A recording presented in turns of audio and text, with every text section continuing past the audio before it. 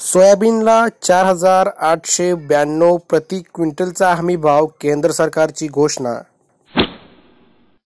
कृषी मंत्री यांच्या पाठपुराव्याला यश. महाराष्ट्रात 90 दिवसांसाठी हमीभावाने सोयाबीन खरेदी केंद्र सुरू करण्यास मान्यता.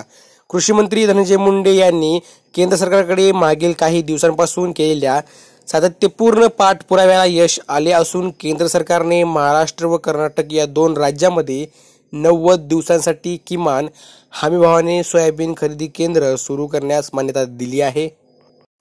केंद्रीय कृषी मंत्रालयाने धनंजय मुंडे यांच्या मागणीनुसार समर्थन मूल्य योजनेच्या अंतर्गत सोयाबीन व उडीद ही दोन पिके 90 दिवसांसाठी हमीभावाने खरेदी केंद्र सुरू करण्यास मान्यता दिली आहे. केंद्रीय कृषी मंत्री शिवराज सिंह चौहान हे राज्य कृषी महोत्सवाच्या निमित्ताने परळीत आले तेव्हा धनंजय मुंडे यांनी याबाबत मागणी केली होती. तसेच दिल्ली येथे भेटूनही याबाबत पाठपुरावा केला होता.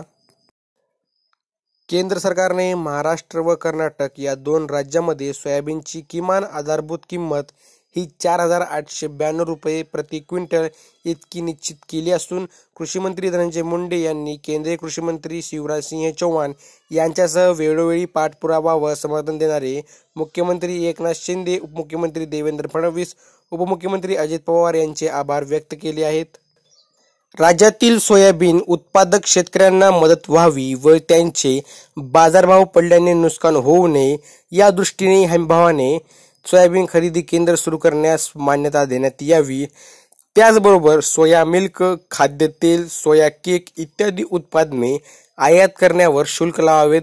तसेच सोयाबीन निर्यातीसाठी प्रति क्विंटल किमान $50 अनुदान द्यावे. याबाबत मी केंद्र सरकारकडे सातत्याने पत्रव्यवहार व पाठपुरावा केला. तसेच या संदर्भात केंद्रीय कृषी मंत्री शिवराज सिंह चौहान यांच्याशी देखील मी वारंवार संपर्कात होतो.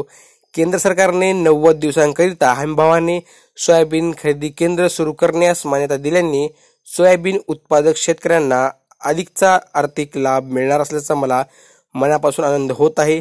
अशा भावना कृषी मंत्री धनंजय मुंडे यांनी व्यक्त केल्या आहेत.